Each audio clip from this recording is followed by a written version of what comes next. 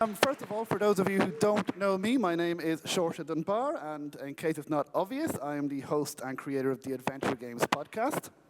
And I have a fantastic panel of adventure game developers with me who very kindly agreed to appear on this panel with me today.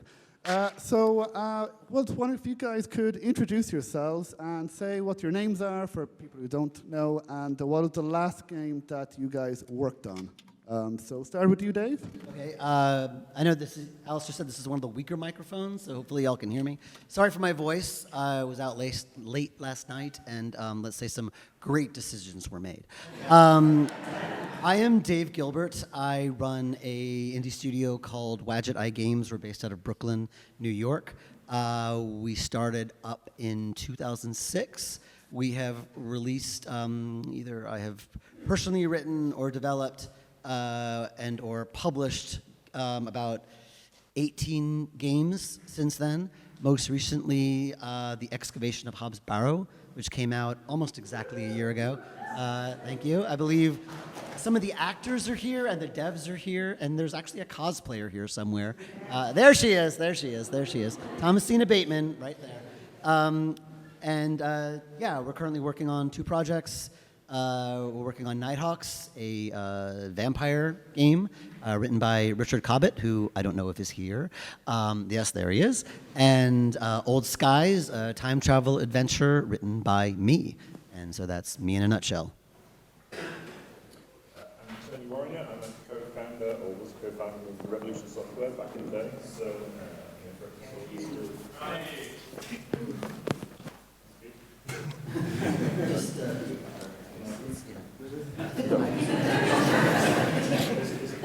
Or is it the mic? That's better. I'll start again. Okay, so I'm Tony Warriner. I was a co-founder of Revolution Software. So, Broken Sword, Steel Sky, that kind of stuff. The last thing I worked on, probably the last big thing, was Broken Sword 5. But since then, I've worked on numerous Unity-based disasters, some of which might come out, some of which won't. I'm free of all that now, and working on a game called Wormhole Dungeon, which is it's half adventure, half Metroidvania. So we'll see how that goes. I once said at Revolution, never mix genres, so I don't even take my own advice. So hopefully this works. Yeah. So I'm Charlotte Sutherland. I started off in games quite a while ago, sort of working in AAA, and worked on stuff like Sonic and All-Stars Racing, Transformed, and the Doctor Who adventure games. And then in 2018, I set up my own company, working as a solo developer, and it's called Cave Monsters, and I released Lord Winklebottom Investigates last year. It was last year. Yeah. Yeah. And it's just been had a physical release come out this year on PlayStation and Switch. I don't know if anyone would have heard of it, but I've got the voice of Lord Winklebottom and Dr. Frumple here as well in the audience. And that's sort of so far sort of what I've worked on. So thanks. Hello. Oh, Jesus Christ. I'll be overcompensating on the audio. Hello, my name's Tom Hardwidge, and I'm not an indie dev by trade, so I kind of had a midlife crisis a couple of years ago, and that resulted in my first game, which was Lucy Dreaming, which was a point-and-click adventure game which released just over a year ago. And stupidly, after releasing that, I've just kind of jumped straight into making another game, which is why I'm dressed like a complete prat today. So come and play it. That's Hair of the Dog, and that'll be we're releasing the demo for that hopefully in the next sort of month or 2 as well. Thank you, everyone. So I suppose my first question is about the game-making process, in particular of an indie and solo dev. And I guess, what is your process? So how do you settle on an idea and then put the idea, just begin to make the game then? So first of all, how do you settle on an idea to make a game? So how do you come up with the idea and decide which one to put it into the game. So, don't know, Dave, you want to take that? Yeah, I mean, some folks like have, they conduct like market research to determine what's popular or whatever. I kind of don't do any of that. Mostly what I do is I just sit down with a notebook or, notepad app, and I just just do stream of consciousness. Just like, maybe this, what can I do with this? Maybe this, what can I do with this? And just eventually something coalesces. There's no real rhyme or reason. It just like, or there's no like timetable or anything like that. It's just I just sort of write my thoughts down until I find something I like, and then I kind of keep it in my head for a while, because the thing about making games, especially as an indie dev, is that it has to be something that you can conceivably stay with for several years. And so I need to think about it for a few weeks, and if I'm not sick of it by the end of those few weeks, I figure, okay, maybe this is something I can stick with for a number of years. And then I cross my fingers and say, this is what I'm making, and that's kind of worked out so far. Yeah, well, I initially didn't really sort of have an adventure game sort of in mind. I just started painting some fancy-looking animals, basically. So I just did a painting of a giraffe sort of wearing a top hat and looking quite dapper. And I felt like I did a few other characters, all in that kind of similar vein. So there was a hippo wearing like a bowler hat and looking very sort of Victorian-y. And after that, I just thought a story could kind of come from this. And basically, sort of Lord Winklebottom Investigates was formed, because I was watching a lot of Sherlock Holmes at the time, as well as sort of Agatha Christie stories. So a lot of those all merged together. And I thought this sort of alternative sort of 1920s with weird fancy animals sort of doing detection and stuff. So and it all kind of just came together from that, and then a story sort of built. So it wasn't like an initial, story plan. Yeah, it kind of was quite a natural sort of forming sort of stream of consciousness, really, that just came along from those initial drawings. So I kind of had concept in place and then based the story around that. So, yeah. I've had one idea, so I can talk about that. But essentially, I knew I wanted to make an adventure game, and I knew the kind of games that I liked. I hadn't played a lot of modern adventure games, but I was aware of a lot of the different genres and themes and tropes that are kind of out there. And I wanted to make something that wasn't going to be kind of pigeonholed into any one particular type. So people weren't kind of go, well, it's a pirate game, it's a space game, it's a fantasy game, or whatever. So it wasn't going to be directly compared to any particular title. And that's sort of what led me to, initially I was thinking about kind of storybooks and things like that, and then led to Dreams, which then is a completely flexible environment. You can essentially do whatever you want, and I did, and it's mental. But a lot of the kind of inspiration for that came from my son was, when I started the development, my son was 5, and he always had really vividly relevant dreams. My wife does as well. I don't. I dream about any old random stuff. But if you read him a particular book about something, or like two books, if you read him a book about wizards and a book about apples, he would dream about wizard apples or apple wizards. And it's like, you could wake him up in the morning, it's like, I had these dreams, wow, this is literally these two books put together.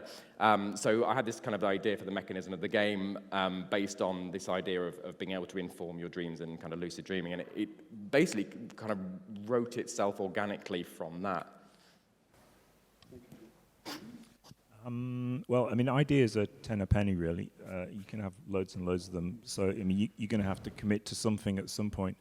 I guess write it down. Can you write it down in 2 sentences? Does it still sound good? Sleep on it. Does it still sound good? Tell people, do they say, oh, that sounds cool? And if after a few weeks it still seems like the right thing, then, maybe that's the one you're going to go with.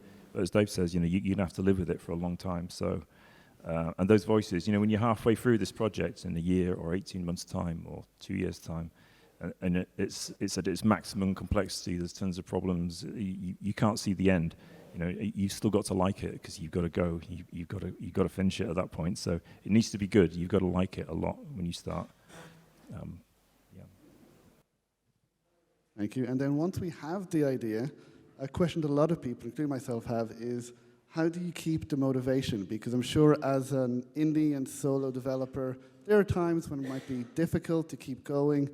So David, you look like you know. You're ready to answer this? I struggle with a lot. Because I always think of it as, you can think of your favorite movie in the world, a movie you love. If it was playing on repeat for, oh my God.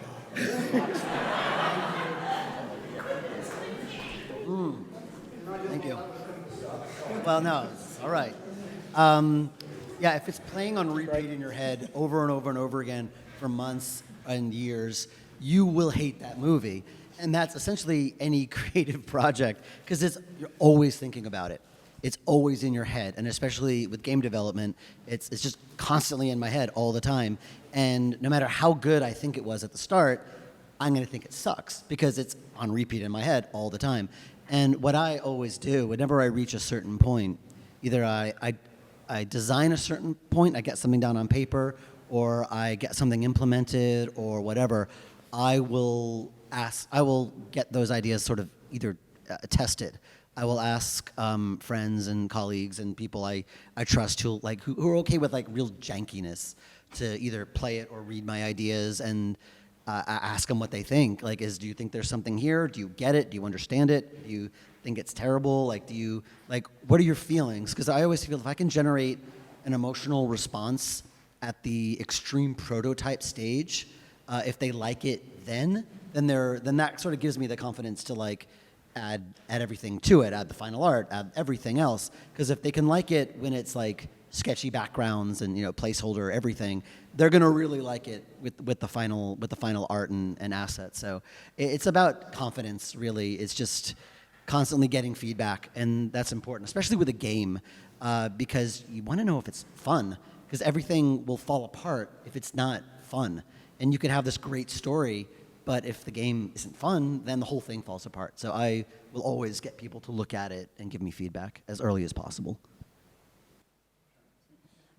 I do find it hard to sort of stay motivated sort of with stuff, especially when working on your own. So I think it is kind of similar, really, to what Dave was saying just then. It's sort of getting other people to help motivate you in a way. So the more people look at something, even after you've played it loads of times, you're starting to get bored of it and think, is this going to actually work out? And then you see some other people play it, potentially at shows and stuff like that.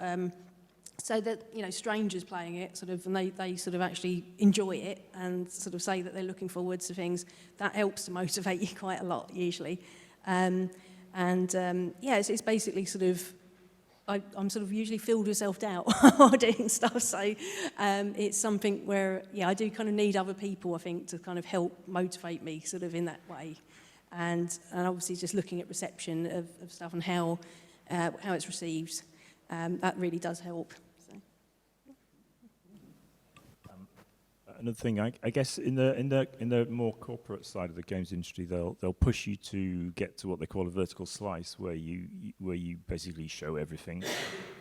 It's basically for publishers to make a decision if they want to carry on with it, And I kind of don't like that process because everyone rushes, and then you rush your engine, and your technology, and your tool set, and then to get to this demo, and they say yes or no. But at that point, you're committed to that code base because you don't have time to rewrite it. Vertical slice is bad in that sense, but I think if you can, as a solo dev, if you develop your game properly, but you aim to get to sort of, if it's an adventure game, at least one screen, one location that's working really properly, and then you can make a judgment about whether the game feels right at that point, rather than doing a little bit of the whole thing and gradually filling the whole thing out. I think if you can get to one location and it looks good and people play it and they say it's good, then you've got enough to carry on at that point, and that should be a big inspiration, I think. I had a couple of sort of things that motivated me.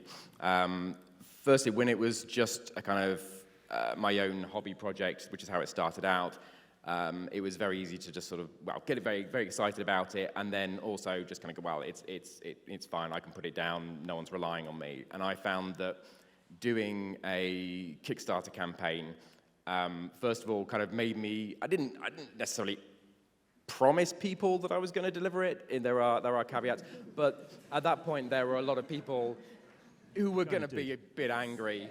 Yeah. So if I didn't actually deliver something, exactly. I didn't know I was going to make it. So there was having that, and actually having people. Basically, it was just me. So I was in my own kind of little echo chamber. So having other people kind of almost being like a client. So I kind of work in advertising and marketing as a living. So I then was able to kind of treat it a bit more like a client brief. It's like, well, I've got a deadline. I've got these people who've given me their money for it. Like, I need to deliver this. So that was, in kind of one way, that kind of helped motivate me because I knew I needed to get the job done. And in terms of creatively, because it was essentially just me doing the writing, doing the art, doing the design, doing the dev, that was kind of an advantage for me because I had a sort of, I wouldn't necessarily recommend a really organic process where you don't know what you're doing completely, which is sort of what I did. I wouldn't necessarily say that's a great idea, but what it did do is it meant that I was able to jump about from one thing to another. So I say, right, okay, I've got a little bit sick of this bit of programming not working, so I'm going to do a bit of art now, and while, I'll let that kind of mull over in my head while I do some drawing, or while I write some dialogue.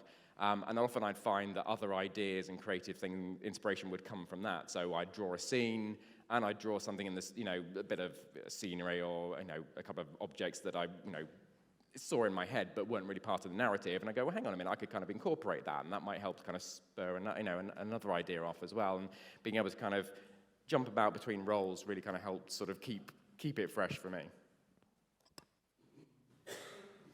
Thank you. And so now we've settled on the idea or ideas, we're making the game, and another big thing for indie and solo devs is discoverability. So how to stand out. So are there any particular things that you Dressed guys... like an idiot. Yeah, for example, Tom. Dressed like a character in a Charles Dickens novel. I think that helps. Like Gonzo. So are there any particular things that you guys have done that has worked for you to help your game stand out amongst the hundreds and thousands of other games? So just to begin, Tony, do you want to? Well, I mean, this is everyone's problem, discoverability. It's literally key to it. And I think as a solo dev, you want to just sit there making your game, but you're going to have to do things you don't want to do, which is like marketing and maybe even, God help us, advertising. I think as soon as you feel the game's going to actually be finished, you need to look at marketing it, and that really just means talking about it all the time. Repeat yourself constantly. Twitter and apparently TikTok is very good for this. And the good thing about TikTok is you can just throw any old crap at it. Every day, you draw on two sprites, maybe one's better than the other one. We'll put it on TikTok and ask people what they think, and do that every day. And you think you're boring people, but they have, practically no one's seen what you said last time anyway. I did the book last year, my book last year, and I thought I was talking about it far too much and boring everyone to death. And people that know me, they come to me like 6 months after it was done and they said, "Oh, you've written a book." Yeah, I've been talking about it constantly. So you can do that. You can just, whatever's happening, just put it out there, talk about it, and that's really half the job. And you've just got to do that because there's no other way. It really isn't. Again, yeah, like he said, this is a big problem for everyone. And admittedly, it's hard for me to answer this question because a lot of my approach is based on the fact that I've been doing this for 17 years.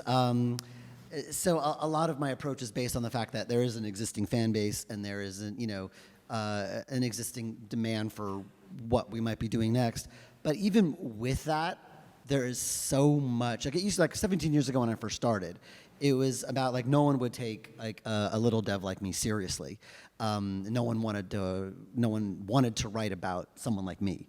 no one paid attention to someone like me. Now, there's just too damn many developers like me. So it's just hard to get your signal through the noise. And a year and a half ago, I would have said the best thing you can do is just tweet about yourself constantly. Now that's kind of sort of imploding, and I think a lot of devs are kind of scrambling to find another way to do that. I still haven't quite gotten there. I have yet to do TikTok. I don't know if do I have to dance or something? I have no idea. I don't think anyone wants to see that, or maybe they do. I don't know. Yeah, we do. They really do. All right. Well, we'll see. But generally, it's just the more you can talk about it, the better. I know even on Twitter, like during sales and when I'm ramping up for an announcement, I don't know where I heard this, but they say Twitter memory is about 2 hours. So I will I will schedule tweets to go out every 2 hours about my thing, to the point where I think I'm spamming everybody. But then it goes out literally every 2 hours for several weeks, and people still tell me, oh, I didn't know this thing was happening. It's just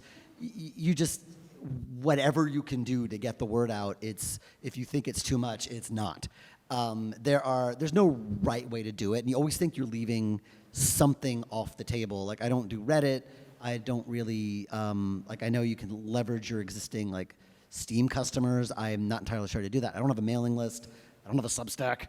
I don't do any of that stuff. I mostly just did Twitter, and that's obviously I need to find something else. So yeah, it's just whatever you can do. Whatever you can do to make yourself stand out, and that is hard. You got to really find a unique selling point of your game. A lot of one thing I did learn is that you need to find a message about your game, something very unique that compresses well.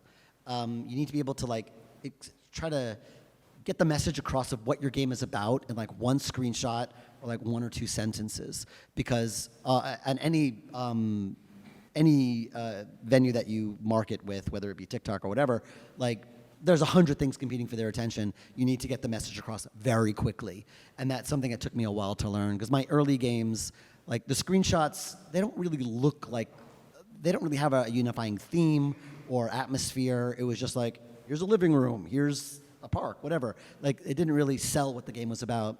And the game I'm working on now, which is a time travel story, I'm having that same problem, because it's all scenes from different eras, but it doesn't necessarily say time travel. So if you notice screenshots I post, it always has a dialogue snippet of them talking about time travel, because I want to sell the fact that it's a time travel story. So whatever you can do to compress the message is one of the more important things. So with my marketing and advertising hat on, essentially, basically exactly what you guys have said. It's just keep going at it. But if you want to kind of be able to put a strategy together, it'd be thinking about your target audience. So what demographics you're looking at, whether that's geographic, whether it's ages, whether it's try and get into the heads of the people that might want to play your game potentially. So is it, are they parents? Are they young people? Are they old people? What are they interested in? What are their hobbies? What are they, things like that. Try and get into their heads and think, where are these people going to be? Where are they going to be hanging out? And what's their state of mind going to be in these various places? So when they're on Facebook, what sort of things are they talking about? What are they talking to their friends about? What messages might resonate with them? And then you kind of do a similar kind of reverse engineering with your game as well. I think exactly what Dave was saying about unique selling points, trying to think of all the different angles that you've got for your game, whether it's kind of graphics, whether it's the theme, the genre of the game, particular characters, is it funny, is it serious, what are those kind of things, and then trying to build up a bit of a kind of cross-reference of well, how would could this message work with these people? Could this message work with these people? And some of them you go actually, no, that angle's really not going to work with this lot, but can I turn it on its head? Can I create a different trailer or a different graphic which doesn't focus on this but focuses on that? And then kind of getting a bit of a matrix together which has all those in and trying them out, seeing what works. You'll post stuff on, if you're posting stuff constantly, you'll see what people respond to, what people are retweeting, what people are commenting on, and go, okay, right, that worked. I absolutely agree with Reddit. I found Reddit, an anathema. I had no idea what I was doing. You and me will dance on TikTok. Yeah, that's it. Yeah. happen. But I think that's probably because I'm a marketing guy, and if anybody on Reddit gets a sniff of like you're trying to sell to them, you can piss off. They just do not want to know. So I found the best stuff that worked on something like Reddit was posting clips about stuff that hadn't worked, bugs, things that were just a bit shit, and everyone's like, "Yeah, this is genuine stuff." You know, as soon as you're showing yourself to be in any way successful or anything like that, everyone's like, "Nah, I'm not really interested. Show me more bugs." So that was, yeah, I think that's my opinion of Reddit. With regards to sort of discoverability, it's one of those things where I'd never really used sort of Twitter or anything prior to sort of trying to promote the game and stuff. So I thought like the unique selling point would pretty much be like the fancy giraffe detective from the 1920s, and I tried to just go with that and just see sort of like who would like it really. Trying different events as well. So I exhibited at like AdventureX actually in 2019,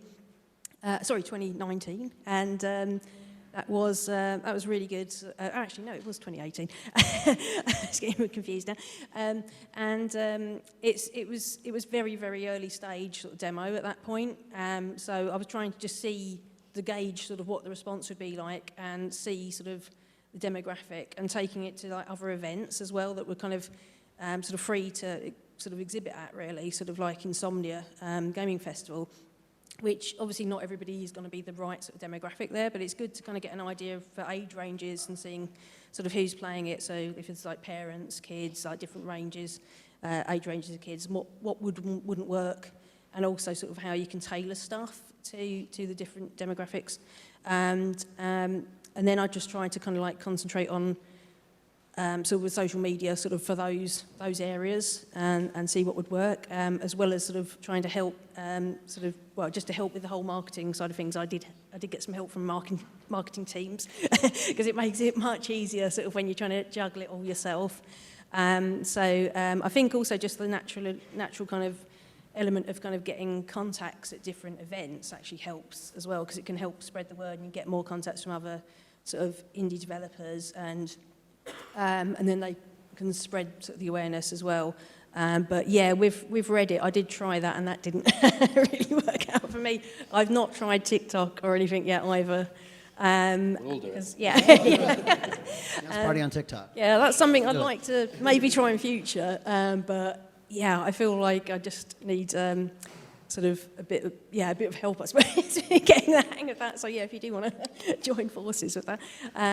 But yeah, I found actually kind of like going out in person though to events actually quite good. Just to kind of gauge awareness, like what it would be like. Because before I launched my Kickstarter, I took it to a few sort of smaller like events and local events, just to see if people would actually like it. And then from there on, I kind of tried to grow sort of the community from there. And so one other thing as well, on that point with the going to events, is one of the things that people love, like or increasingly loving, is indie devs. So as if you're not a AAA studio, use that as to your advantage. You can be more transparent, you can be more passionate, you can be more personable, you can show what's going on behind the scenes, and people love that. Being professional is a lot of work. Overrated. Don't bother. Thank you for that. So we've got the ideas and we had the discoverability. And another big thing for indie and solo developers is sustainability and funding. So we can start with Tom this time, because you've been last on this way. So how do you ensure that you got enough funding for your game, Lucid Dreaming, and then we can go for everyone else. So how do you ensure that you get enough money to complete the game, to make the game that you want as a solo dev?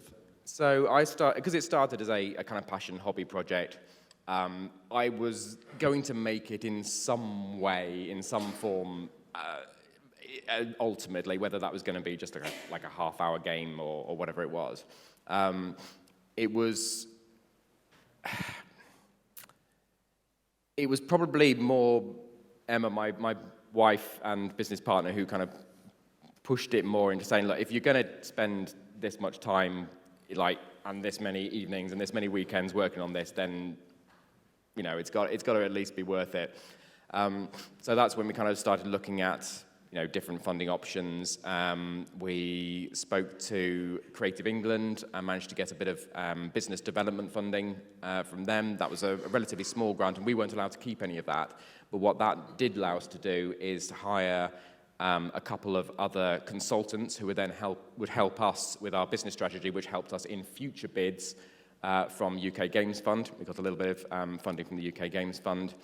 And then obviously we decided to do a Kickstarter campaign as well. The main strategy with that, and I think where some people sometimes fall foul of kind of Kickstarter more as a community rather than a platform, is that they go, right, well, this is what I really want, therefore I'm going to aim big, and this is my one shot, and I want this huge amount of capital. And actually the way that we found success with Kickstarter was to kind of go, right, what's our bare minimum? Like, what could I make? Well, I could make it without, just in English, with no voice acting, just kind of free music loops that I could download. And if I did that, I could probably do it for this. And that we used as our kind of baseline. So, right, that's what we're going to ask for. And then you go for your stretch goals. And then you say, right, okay, well, if we want to add voice acting, then it's going to be extra. If you want to add this, it's going to be extra. But you don't then have to worry too much about getting to the point where, we almost hit this amount. And suppose I would have been happy to make it without voice acting, but now I've got nothing. So once you've got that bare minimum, then you can really kind of drive to kind of reach stretch goals. And it's making people want those as well. So we created a demo with voice acting that people loved in it. And then all the Kickstarter community who'd already backed us were like, come on, we've got to keep going. We've got to hit this stretch goal because we want it to have voice. It'd be crap without it. So keep it going. And that's what we found. It's like working out what our bare minimum was and just kind of taking it one step at a time, not kind of aiming too big, saying, you know what, actually, we're fine. Let's reach the next milestone. We've got enough to get there. Let's not, especially for a first game, I think if we'd aimed too big, if I'd known now how long the game was going to be and how much effort I was going to put into it, I probably would have stopped earlier on. So my own ignorance and stupidity, that's all you need to make a game. Just kept me going.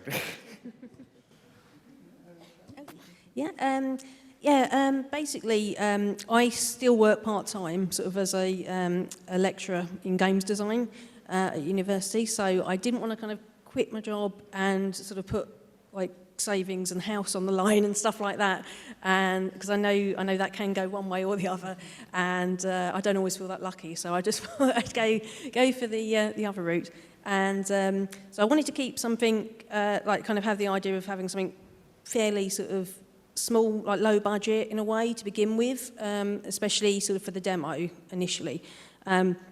So the demo was, I did all the art and sort of visual scripting for the coding. I used sort of royalty-free music for the demo, and I sort of had free voice acting, sort of because my husband did most of the voices in that, and so that kind of worked out quite sort of cheap in that way for the demo, because I didn't want to put too much sort of money in up front for initial demo and then sort of potentially lose out on too much there, which I then used for the Kickstarter. So sort of similar sort of to you in a way, sort of I tried to keep the Kickstarter sort of as low as possible so that it wasn't going to be sort of paying like wages for myself. It would just be purely stuff that would be spent on the game. So I wanted it, I sort of always from the beginning wanted it to have full voice acting.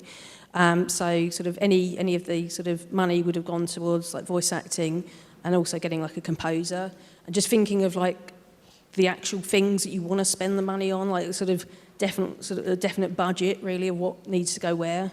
The only thing sort of I'd say is like to just be careful about sort of too many stretch goals if you were going to do a Kickstarter, because it can kind of backfire on some people, like or if you've got too many sort of physical rewards and stuff, it's best to spend it sort of on the game. And like I said, I didn't kind of pay myself a salary out of that, so it's just trying to keep it the cost as low as possible to keep it as sustainable as possible, and sort of spread that out over a period of time.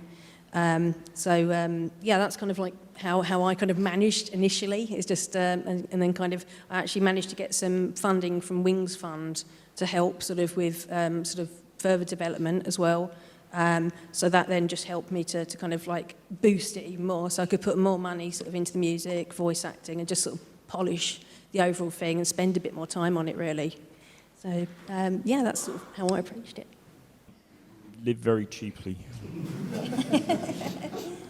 These shoes came from eBay. This all came from eBay. As a corollary to that, I guess when I first started, it never even would have occurred to me that that anyone would have given me funding when I first started in 2006. So I didn't even bother trying to get it. I just kind of was. I was between jobs. I had some money saved up, and I had made a bunch of freeware games for fun. And I decided, well, if I was going to do this, it was now or never. And I had made a game called The Shiva for free, just for a little jam event. And I decided that I had spent all my time on it for about a month, and I decided that I was enjoying it too much to do anything else. And I decided I wanted to sell it, and I thought, well, what can I do to add some value to this? And the first thing I thought of was voice acting. And I knew a bunch of actors because I live in New York and I was part of an improv group. So I just got them pizza or brought them over. I think the way I worked back then, and when you're small and scrappy, you can kind of get away with, just working with enthusiasm if the project is tiny. And this was a tiny, tiny project. I couldn't pay a lot. But it was a small, dinky project. They spent, it was we spent no time on it. And so I was able to kind of get things out because I didn't spend a lot of time on them. They all came out, my first few games came out within, 4 or 5 months of each other. And I was just kind of able to just get something out. I had very little money and time and experience to work with. But with each game that came out, I gained a little bit more attention. And then, as I would try to sell it, and just try to promote it, just contacting every indie-friendly YouTuber and blogger back when people still had blogs that I could find, and just every little extra sale that came in, they would all come back for the next game, and then I would just get another game out, and then they would come back for the next game, and it would just very, very slowly grow, and then it reached a point where I couldn't just, I would actually pay people what they deserved because I couldn't. Games were taking longer to make.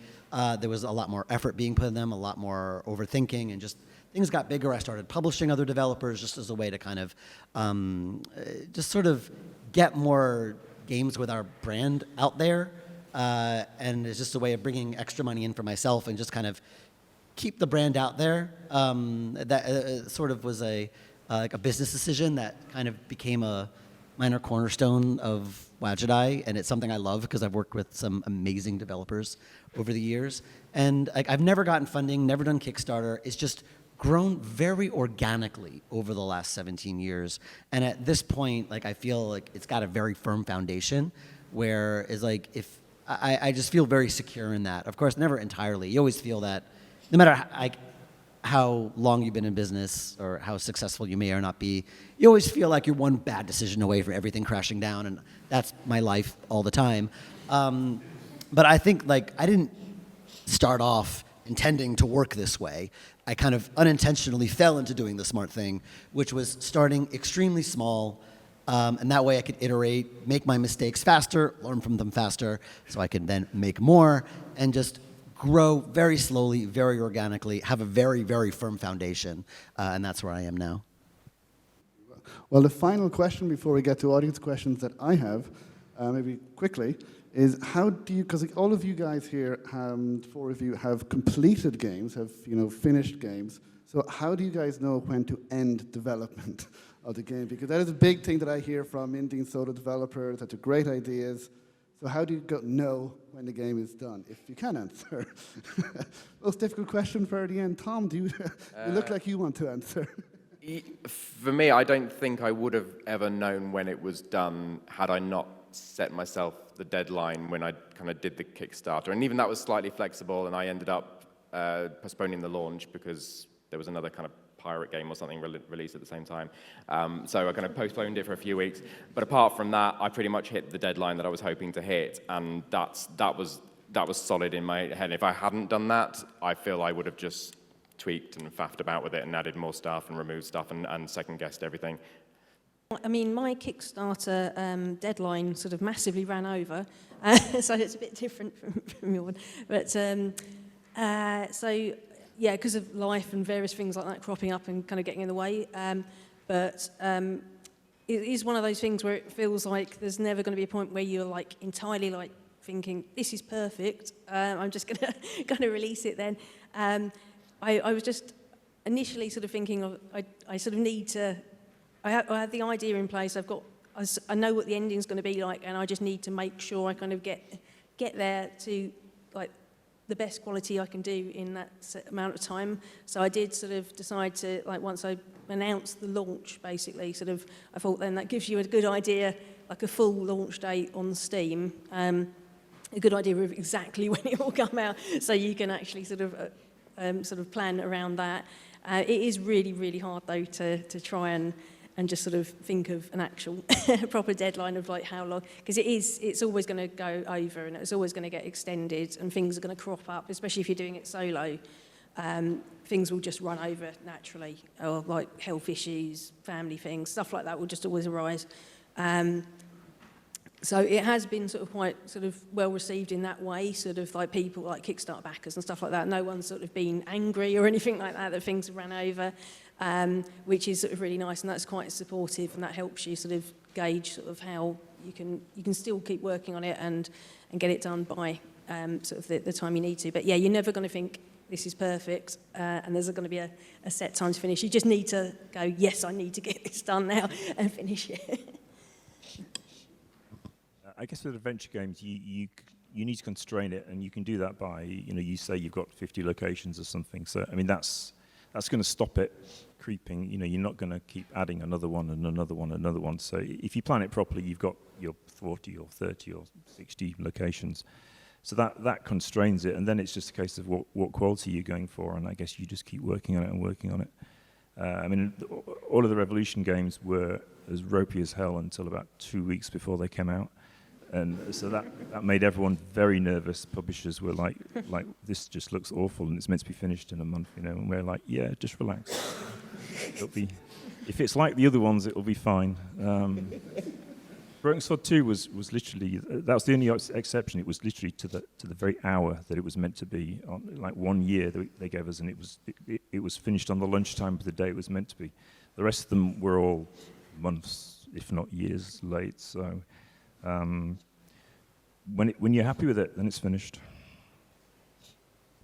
Yeah, that's especially when you're indie and you don't have a publisher breathing down your throat saying it must be finished by this day. It's sometimes very hard to like say, okay, it's done, or I need to finish it by a certain day.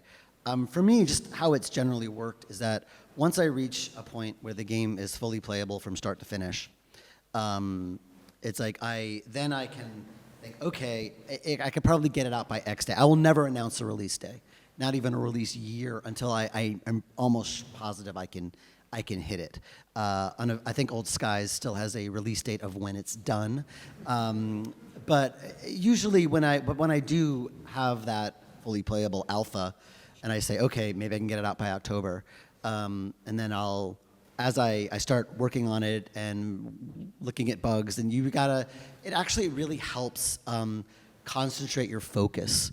Because sometimes you think, oh, like, wow, there's this like inventory system maybe doesn't work so efficiently. But then you got to think, wait, like, I want to finish this by October. Is it worth potentially breaking the entire game to fix this? No, and you leave it, and it's incredibly freeing because you're like, maybe the testers will report it. You're like, yeah, I know, I'm not fixing it. And it's you sound like a jerk, like saying no to one of the testers, but it's like, I got to get this done, and fixing this is a lot more complicated than it looks. Like I'm leaving it. Maybe I'll do a patch after launch but right now I need to focus on getting it done. And especially when your like mortgage and livelihood depends on it. That also helps concentrate your focus to a narrow pinpoint. So yeah, it's just whatever your priorities are. If it's not your livelihood and you're not relying on this to kind of like earn your living and support yourself and or your family, then there's less at stake. But when it is like supporting everything, then you need to make choices about what is what is worth keeping and what's not, what's worth fixing, what's not. Maybe you have to cut stuff. There's like a section of Old Skies that I'm debating cutting because the game is taking so long, and do I need this last bit? I don't know. It would kill me to cut it, but I'm debating it. We'll see. So that's just what you have to think about when you, just to get something out the door. If only because, like, you want to get to the next project sometimes, and sometimes the only way to get to the next project is to finish the one you have. So again, depends on your priorities. Well, thank you to the four of you here. Are there any questions from the audience? Alistair, you have a microphone there. Hi there. Thanks for the discussion, really interesting. My question, as solo developers, when you need to sort of outsource, or how do you kind of consider the skill set you have when you go into these projects, whether that's on the programming side, design side, art side, music side? How much are you kind of prepared to do yourself, and how much, and when can you make the decision to kind of go elsewhere for help? I do this quite a bit. Often I've hit a bottleneck with something. There's just something I can't do myself, or I'm struggling to do, or it's something that I need to do, but I'm too focused on other things. And when I reach that point, I will often get outside help, just to kind of get me to where I need to be. And often it's someone. Usually, the person I hire is someone I know or trust. I've seen examples of their work before, and I find it's usually best to hire them like as a temporary contractor. That way, they can do what they've been hired to do. And usually, because it is your project in the end, and often like you will take what they've done and make it your own. It's often like it's a support. It's creating like a foundation is what you need someone's help for usually, and you just got to make sure that like you and their vision aligns with yours, because there's nothing worse than hiring a contractor and their ideas of what it should be is completely different than yours. So you got to make sure you're on the same page is one of the most important things. Thank you, Dave, and thanks for the question. We have time for anybody else? Or anybody else on the panel? I don't know if Alistair is around. Hello. Thanks for the chat. That was really great. My question is, I'm wondering how you decide how to price your game. Like, what sort of variables do you take into account? Because, you want to provide a good experience and, make it reasonably priced, but you also need to have money for the next project. So, how do you handle that? One of you guys want to? Yeah, I mean, for me, it being my first game and sort of like most people being kind of crushed with self-doubt, like the idea of kind of charging anything for your game you feel is, I don't know, it's valuing, you're putting a price on your own time, and that's a hard thing to do. I did it kind of objectively. I looked around at other games that were a similar style, a similar type, a similar length, and kind of worked sort of a bit of an algorithm from that. Go, right, okay, this is roughly where I'm going to put it. I worked the pricing. Apologies for anyone in the United States. The pricing is actually more in the United States than I intended it to be, and I couldn't reverse it. I tried, so I got to buy. So I'd basically said on Steam, yeah, this is going to be my release date, and then it was the day of launch or the day before, I realized I hadn't pressed some of the buttons on Steam that say, I would like to release my game, please, which you have to do to release your game. And one of them was okaying the prices and submitting the prices and getting them to kind of approve the pricing structure. And okay, well, fair enough, I'll do that. Fill it in, and their handy little algorithm suggests, based on how many British pounds I've put in, this is what we suggest it should be in the United States and things like that. So okay, fair enough. And then did that, submitted it, and I think I kind of, in one of the Discord channels, I think I sort of said, oh yeah, I've sort of priced it this and this, and everyone just went, what? Like, what? How much? Like, how have you inflated that? It's like, well, Steam did it. And then Steam then, I think within a day or two of that, I kind of submitted a support thing to them saying, oh, shit, actually, the exchange rate that you've got in your books doesn't really match reality. can we update it? And they said, no, basically, you have to release it at this price. So, okay, fine. So I'm having a panic saying, like other people, like, what do I do? This isn't the price that I was originally intending. And it kind of worked out okay in the end. Like, no one has called me on it. So now everyone knows that they've been overpriced.